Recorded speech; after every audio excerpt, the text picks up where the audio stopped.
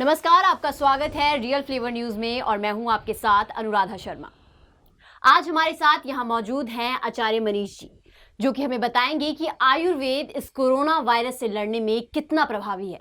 Corona virus, जहां लोग इस वायरस से मर रहे हैं, देश में लगातार कितनी मौतें हो चुकी हैं, देश में ऑक्सीजन की कमी है, हमारे पास स्वास्थ्य सुविधाएं प्रॉपर नहीं है, लेकिन आचार्य मनीष जी आज हमें बताएंगे कि हम आयुर्वेद के सहारे नेचुरल तरीकों से किस तरह से इस वायरस से लड़ सकते हैं। तो आचार्य मनीष जी, पहले तो आपका बहुत बहुत स्वागत है हमारे इस न्यूज़ चैनल में। हम जानना चाहेंगे कि आयुर्वेद बहुत ही प्रभावी है, जिससे कि हम लोग बहुत ज़्यादा जो कि बीमारियां हैं उनसे लड़ सकते हैं, और कोरोना वायरस तो सच में एक बहुत बड़ी महामारी है जिससे हमारा देश आज जूझ रहा है। तो हम जानना चाहेंगे कि आयुर्वेद किस तरह प्रभावी है। पहली बात हम इम्यूनिटी की करते हैं, जो कि कहा जाता है कि हमारे इम्यूनिटी इस महामारी से लड़ने के लिए स्ट्रांग होना चाहिए। तो आचार्य जी, आप हमारे दर्शकों को बताइए कि हमें ऐसी क्या चीज़ें हैं जिससे हमारा इम्यून सिस्टम इतना पावरफुल हो जाए कि हम इस महामारी से लड़ सकें। देखिए, आपको पहले समझना पड़ेगा इम्यूनिटी है क्या। इम्यूनिटी हमारे अंदर एक पैदा की हुई शक्ति है जो किसी भी तरह की बीमारी से, किसी भी तरह के इन्फेक्शन से, चाहे वो वायरस से आए, बैक्टीरिया से आए, पैरासाइट से आए, क्योंकि मलेरिया, डेंगू, चिकनगुनिया, टीबी, कितने तरह के बैक्टीरिया, वायरस और हमने नाम सुने आज तक, जिसके लिए हमें इम्यूनिटी चाहिए होती है। इवन कि जब आप कभी डरे होते हो तो भी आपको इम्यूनिटी चाहिए होती है। तो इम्यूनिटी पैदा कैसे होती है? इम्यूनिटी हमारी बॉडी में खुद पैदा होती है खाए गए खाने और खाई गई उस वक्त की चीज़ों की वजह से।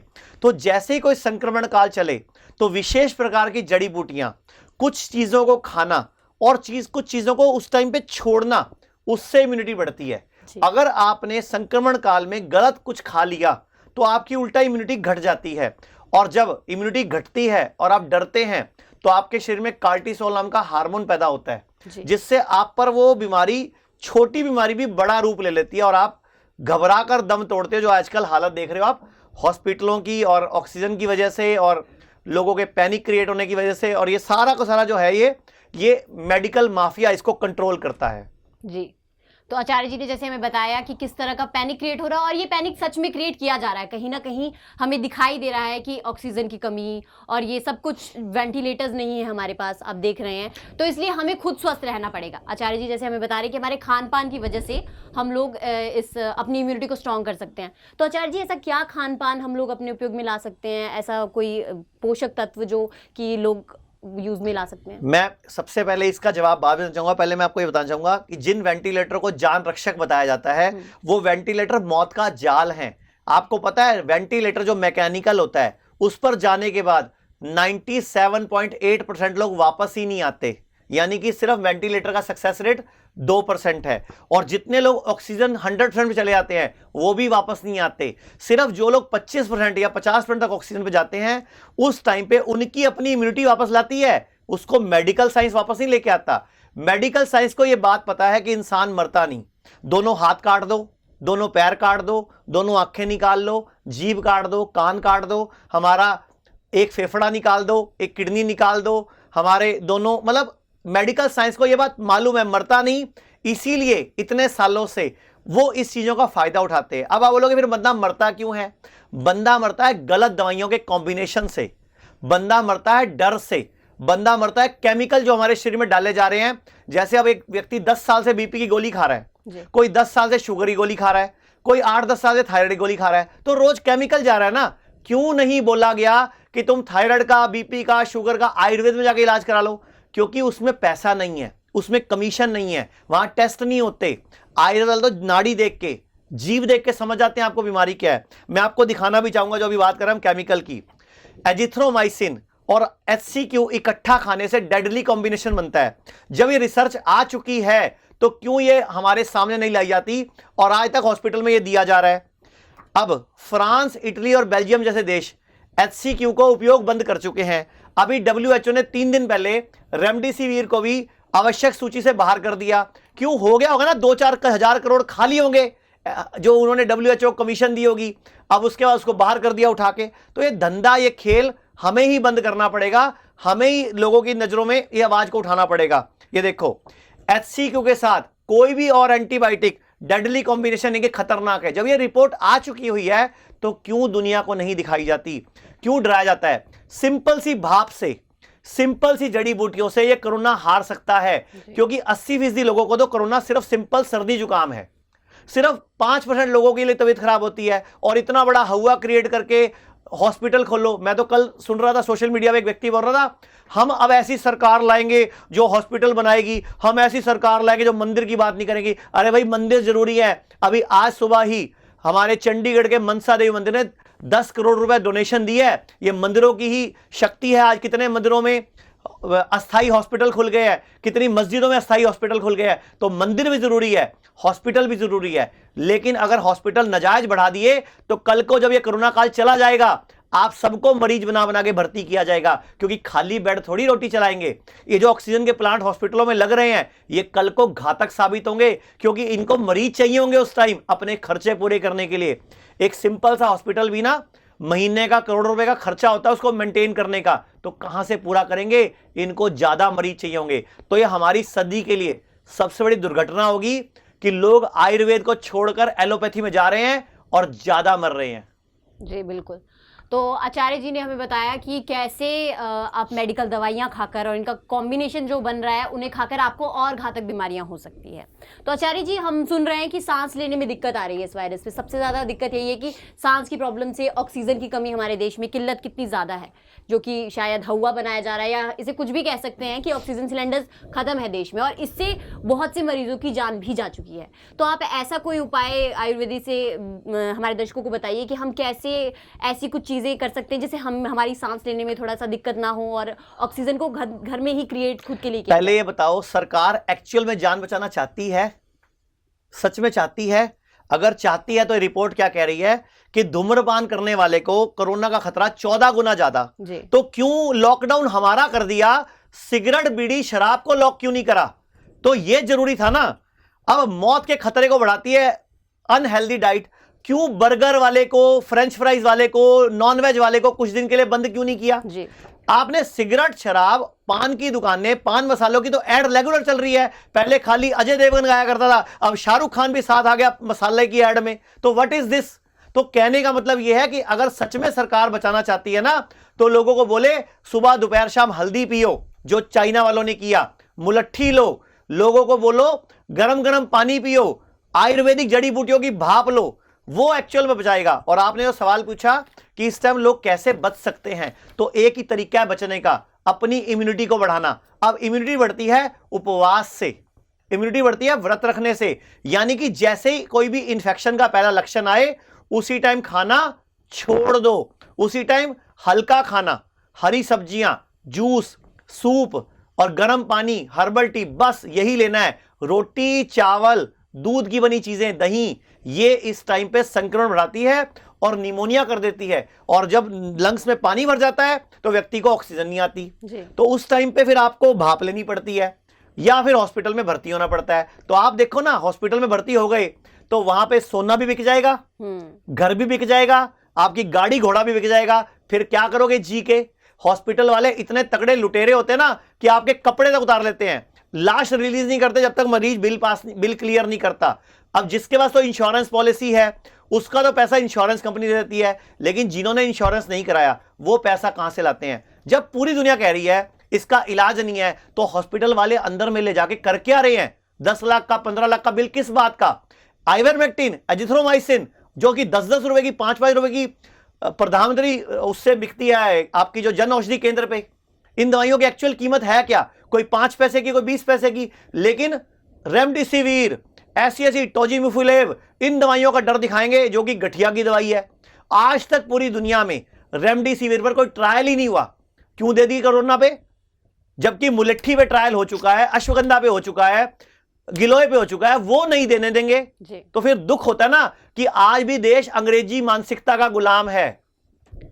तो डॉक्टर साहब, जो मास्क की बात की जा रही है, सर्जिकल मास्क खरीदने जाएं, हम मास्क खरीदने जाएं, उसमें ही वो आजकल कितने महंगे महंगे हो गए। जो शायद कभी 2 रुपए का एक मास्क मिलता था, वो नहीं, अभी तो फैशन भी चल रहा है, जैसा सूट वैसा मास्क। अब मेरी वाइफ भी जौन सा सूट सिलवाती है, साथ में उसका डिजाइनर मास्क साथ में खुद ही बना के देता है। वो मतलब जो सूट सिलने वाला है वो उसी कपड़े का मास्क बना के देता है साथ में। तो डिजाइनर मास्क है, चल, मास्क बुरा नहीं है, मास्क जरूरी है, लेकिन कब? अगर ज्यादा मास्क लगाओगे तो भी हाइपरकेनिया हो जाता है, शरीर में कार्बन डाइऑक्साइड की मात्रा बढ़ जाती है। जी, जिस तरह से अब बोला जा रहा है कि अब गाड़ी में अगर अकेले हैं तो भी मास्क पहने, तो गलत है ना। अब जिस अकेले जज साहब ने पहनना- ये ऑर्डर दिया, मैं हाथ जोड़ के विनती करता हूं, उनको पूछ लो कोई स्टडी है क्या, ऐसा क्यों कर दिया आपने, अकेले गाड़ी में तो भी मास्क लगाओ। तो भाई मैं आपसे माफी चाहूंगा, मुझे पता है पैंडेमिक एक्ट लगा देती है दुनिया, तो मैं आपसे हाथ जोड़ के विनती है, कृपया वो ऑर्डर पास करो जो एक्चुअल में साइंस प्रूव कर चुकी है। वो दिखाता हूं मैं आपको आपने देश में क्या क्या गलत किया। जब कोरोना भारत में आया, सबसे पहले किया क्या, सबसे पहले उन्होंने बोला जी आप बार बार हाथ धो। अब हाथ धोने से भी तो सेहत को नुकसान होता है। रिपोर्ट आई है कि जितनी बार आप हाथ धोते हो उतनी बार बॉडी के फेवरेबल बैक्टीरिया भी आप बहा देते हो। फिर आपने बोला कि जगह जगह पे कीटाणु नाशक स्प्रे करो। अब जैसे मुझे कोरोना हुआ था चंडीगढ़ में, तो मेरे घर के बाहर पोस्टर लगा, सुबह शाम 2 टाइम पे एक बड़ी सी ट्रॉली आती थी ट्रैक्टर के पीछे लगी हुई, जो पूरे मेरे घर के आसपास के 4 घरों पे स्प्रे मारती थी। अब ये रिसर्च आ चुकी है कि ये स्प्रे करने से उल्टा कैंसर फैलता है। तो किया क्यों था? फिर हमें बोला जाता है कि बॉडी में एंटीबॉडी नहीं पाए जा रहे। जब आपके अंदर कोरोना आ गया, एंटीबॉडी बन गए, तो वो थोड़े दिन बाद मेमोरी सेल में फीड हो जाते हैं, तो वो मिलते नहीं है, क्योंकि आप टेस्ट क्या करते हो। तो ये रिपोर्ट आ तो चुकी है कि शरीर में एंटीबॉडी की कमी से इम्यूनिटी नहीं घटती, क्योंकि जब आप 4 महीने बाद 6 महीने बाद एंटीबॉडी टेस्ट करोगे तो बॉडी में नहीं मिलेंगे, वो तो मेमोरी सेल में फीड हो गए ना। जैसे हमें बड़ी माता होती है, लाइफ में एक ही बार होती है, छोटी माता है बच्चों को होती है, लेकिन कई लोग उसका इलाज करते हैं। और आज भी हमारे भारत में कितने लोग जंडी पूज के, जंडी एक पौधा है जो शादी के टाइम भी हमारे देश में, मैरिज के टाइम भी उसके पौधे के फेरे भी लिए जाते हैं उसके साथ, और उसका एक तरीके से उसको उपयोग किया जाता है। उसको पूजा करने से, उसके पास जाने से, उसकी खुशबू लेने से भी वो बड़ी माता, जिसको चेचक बोलते हैं, वो ठीक हो जाता है। तो what is this? Ayurveda people को, बरगद को, नीम को भगवान मानता था, क्यों काट काट के पूरे देश में सफेदे के पेड़ लगवा दिए? किसने ऐसा परमिशन दी आपको? पूरा पंजाब, पूरा हरियाणा सफेदे के पेड़ लगा रखे हैं जो पानी चूस जाता है। क्यों कटवाया आपने पीपल के पेड़, बरगद के पेड़, नीम के पेड़, अशोक के पेड़? वो दवाई है, वो हमें ऑक्सीजन देते हैं। और दिखा रहा हूं आपको एक बात, में पंजाब में जितना भी हैंड सैनिटाइजर बिक रहा है उसमें 95% मेथनॉल अल्कोहल है। आपने बोला अल्कोहल वाला बनाओ। अब रिपोर्ट क्या छपी है कि इससे स्किन कैंसर होता है, इससे आपकी किडनी फेल होती है। तो आप बताओ ना, मेडिकल साइंस में कोई एक रिसर्च बताओ ना कि आपके पास बीपी का, शुगर का, जोड़ों के दर्द का कोई इलाज है? किडनी फेल हो जाती है, आप डायलिसिस पे डाल देते हो, बाद में कहते हैं ट्रांसप्लांट करा लो, फिर उसको कहते हो एक्सेप्ट कर लेगी बॉडी, फिर उसको इम्यूनोसप्रेशन दवाइयां देते हो। अरे आयुर्वेद में हम फेल किडनी को जिंदा कर सकते हैं, आयुर्वेद में हम शुगर को ठीक कर सकते हैं। लेकिन प्रॉब्लम क्या है? 1954 मैजिक रेमेडी एक्ट लगा देते हैं, और वो भी 1940 का एक्ट है, अंग्रेज बना के गए थे। ये जो पेंडेमिक एक्ट है, ये 1896 में अंग्रेजों का बनाया एक्ट है। अंग्रेजों ने उस टाइम पे एक्ट क्यों बनाया था, किसी को मालूम है? ये बनाया था आयुर्वेद को पिछड़ी पत्ती घोषित करके आयुर्वेदा के वैद्यों को फांसी पे चढ़ा दिया था, जेलों में डाल दिया था। तो ऐसे देश में आयुर्वेद को दबाकर इस एलोपैथी को लाया गया, और एलोपैथी को आज सब पर लागू कर दिया गया। एक भी रिसर्च, एक भी रिपोर्ट तुम अपनी सही नहीं मानते। जिसने एलोपैथी को जन्म दिया उसका नाम है हिप्पोक्रेट्स, जो उसका जनक है। उसने बोला था तुम मुझे बुखार दो, मैं तुम्हें हर बीमारी का इलाज दूंगा। ये तो बुखार में कहते हैं डोलो खाओ, पैरासीटामोल खाओ, तो बुखार में तो दवाई उतारनी नहीं चाहिए। जबकि रिसर्च भी हो चुकी है कि बुखार में लंघन यानी कि उपवास करना चाहिए, लेकिन कोई डॉक्टर नहीं बताता। आप दूध में रस डुबो के, बिस्किट डुबो के, खिचड़ी दलिया, पता नहीं क्या क्या खाते रहते हो। और मान लो आपका मन है कि मम्मी आज मैं खाना नहीं खाऊंगी, हिंदुस्तान में पता क्या चलता है, आपकी मम्मी आएगी, जरा सा ले ले, पुत्र मेरी कसम लगे ले ले, तो भैया मम्मी हुई कि दुश्मन हुई? तो ऐसे ही हमारे देश में कोई नहीं ज्ञान होने की वजह से सारे देश का बेड़ा गर्क हुआ पड़ा है। तो इसीलिए हमारे स्कूलों में आयुर्वेद की शिक्षा होनी बहुत जरूरी है। हाँ जी, ये बात बिल्कुल सही है कि आयुर्वेद की शिक्षा की जो कमी है, जो कि हम लोगों को शायद हमें भी नहीं मालूम है आचार्य जी, की हम लोग आज की जो युवा पीढ़ी है उन्हें तो सच में बहुत कम मालूम है इस आयुर्वेद के बारे में। तो इसकी शिक्षा बहुत ज़्यादा जरूरी है, जो कि हमें आचार्य मनीष जी प्रॉपर दे रहे हैं और हम सबको बता रहे हैं कि हमें क्या क्या करना चाहिए। अब आचार्य जी हम ये जानना चाहते हैं कि जिनके घर में बुजुर्ग और बच्चे हैं वो क्या क्या सावधानियां बरत सकते हैं ताकि घर में बुजुर्ग और बच्चों को ना ये बीमारी फैल सके और ना इससे कोई हार्म हो उन्हें। मैडम मैं आपको ना कुछ दिखाना चाहूंगा, फिर उससे ज्यादा बढ़िया रहेगा जी। कि जो चीन है, चीन में जब कोरोना आया था तो चीन के लोगों ने कोरोना पर कैसे काबू पाया था, यह पूरा रिसर्च है। मुलेट्ठी, मुलेट्ठी घर में होती है जी। दालचीनी होती है, तो मुलेट्ठी और दालचीनी से, ये देखो रिपोर्ट क्या कह रही है कि चीन में देसी दवाइयों से कोरोना का इलाज किया। ये रिपोर्ट क्या कह रही है कि जब अप्रैल में भारत में 90,000 पेशेंट थे, उस टाइम तक चाइना में भी 90,000 पेशेंट थे लगभग। तो 90,000 पेशेंट में से 90% लोगों को उन्होंने 17 देसी दवाइयों से ठीक किया। तो फिर ये रिपोर्ट क्यों भारत सरकार ने आज तक हमारे सामने नहीं लेके आई? नेट पे पड़ी है, आप उठा के ढूंढ लो। और एक और बोलना चाहूंगा, जोधपुर यूनिवर्सिटी ने ये पिछले साल जून में एक रिसर्च की थी गिलोय और अश्वगंधा के ऊपर कि 2200 साल पुरानी औषधियां जो गिलोय और अश्वगंधा है, उनका वर्णन चरक संहिता में मिलता है, जो कि लगभग 2500 साल पुराना है। तो गिलोय और अश्वगंधा से लोग 3 दिन और 5 दिन में नेगेटिव हो गए। जब जोधपुर विश्वविद्यालय रिसर्च कर चुका है, तो भारत सरकार ने वैक्सीन की रिसर्च तो सामने रख दी, ये भी रख दो ना सामने कि गिलोय, अश्वगंधा, मुलेट्ठी लोगों को ठीक करती है। तो जो बुजुर्ग हैं, बच्चे हैं, आयुष का बना हुआ काढ़ा ले घर में। लेकिन लोग गलती क्या करते हैं, काढ़े को भी दिन में 6-6 बार पी लिया, खूब गर्म कर देते हैं उससे, तो फिर उससे 1-2 को बवासीर हो गई और काढ़े को फेल बता दिया। एक आधे को बवासीर हुई तो तुम्हारे भी तो रेमडेसिविर से कितने लोग मर गए, तुम्हारे भी तो एजिथ्रोमाइसिन से कितने लोग मर गए, वो तुम्हें नहीं दिखता। तुम्हें दिखता है काढ़े से गर्मी हो गई। अरे होती है गर्मी, नजायज करोगे तो गर्मी होगी।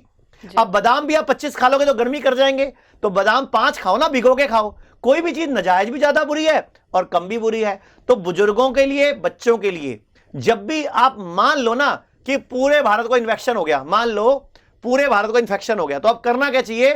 सारे भारत को 3 दिन के लिए उपवास पे चले जाना चाहिए। हो गया पूरे भारत का इलाज। सारी महामारी 3 दिन में खत्म हो सकती है अगर सारा भारत उपवास पे चला जाए। जी बिल्कुल सही। तो आचार्य जी, एक और बात है कि ये जो वायरस है, ये फेफड़ों पे ज़्यादा इफेक्ट कर रहा है लोगों के। तो जो ये फेफड़ों पे इफेक्ट कर रहा है, जो लोग सिगरेट पीते हैं या कोई और नशा करते हैं, उन लोगों के लिए ये वायरस कितना ज़्यादा घातक है? देखो, सिगरेट पीने वाले के लिए, बीड़ी पीने वाले के लिए, जब सिगरेट के ऊपर छपी हुई फोटो देख के उसको समझ नहीं आता ना, तो उसको कभी भी समझ नहीं आ सकता। आप बताओ सिगरेट के ऊपर क्या छपा होता है? सिगरेट पीना स्वास्थ्य के लिए स्वास्थ्यवर्धक होता है, हानिकारक है। तो हानिकारक का मतलब क्या है फिर? अच्छा, अल्कोहल के ऊपर क्या छपा होता है? शराब की बोतल पे क्या छपा होता है? शराब पीना स्टेटस सिंबल है। हाँ, स्टेटस सिंबल है। पी के नाली में पड़े होते हो, कोई कुत्ता पेशाब कर जाता है, ये है। अब लेकिन अमीर लोगों की पार्टियों में ऐसे नाली में नहीं पड़े होते हैं, वो भी बाद में टॉयलेट में उल्टियां कर रहे होते हैं जी। क्योंकि होता क्या, भारत में 2 तो पैग पिए जाते हैं, साथ में 1 किलो सामान खा जाते हैं। 6 बजे लेके बैठेंगे पैग को, साथ में खाते जाएंगे। आपको पता कितना खा जाते हैं लोग शराब के साथ? और उसी की वजह से लीवर भारत में फैटी है लोगों का, इम्यूनिटी वीक है। तो जब कोरोना या कोई संक्रमण आएगा तो आप लोगों की मौत तो पहले होगी। तो सरकार को चाहिए था सिगरेट, बीड़ी, गुटखा, शराब, इनको बैन कर देना चाहिए था। तो भारत में हजारों जाने, लाखों जाने बचाई जा सकती हैं, क्योंकि ये सबको कैंसर हो रहा है और कोरोना इतनी बड़ी महामारी नहीं है। अब तक कोरोना से कितने लोग मरे, चलो पूरे भारत में बताओ आप। कोरोना से तो मुझे नहीं लगता वैसे ज्यादा लोग मरे, अभी कल तक का आंकड़ा है वो कितने मरे हैं कोरोना से। पर जितने लोग जो सरकार हमें दिखा रही है और जो न्यूज चैनल्स हमें दिखा रहे हैं, उसमें शायद कोरोना से ही बहुत से लोग मर चुके हैं। तो कल तक भारत सरकार कहती है 2 लाख लोग कोरोना से मर चुके हैं कल तक। तो फिर पिछले साल 28 लाख लोग तो हार्ट से मर गए, लगभग 3 लाख लोग तो किडनी फेल की वजह से मर गए। और हमारे देश में टीबी, जो टीबी नाम की बीमारी है, वो कोरोना से 9 गुना घातक है। लेकिन कभी भी टीबी वालों का तो संस्कार पीपी किट में नहीं हुआ, ना उनकी लाश को लपेट के दिया गया। तो फिर हम क्या शक क्यों ना करें कि मेडिकल माफिया लोगों की किडनियां निकाल रहा है। अभी कितनी ऐसी न्यूज आई हैं, लोगों की किडनी गायब है, लोगों की लाश किसी और की है, देह कोई और देते हैं। ये पूरे देश में एक माहौल क्रिएट किया जा रहा है कि आप लोग वैक्सीन हर साल लगवाने के लिए मेंटली प्रिपेयर हो जाओ।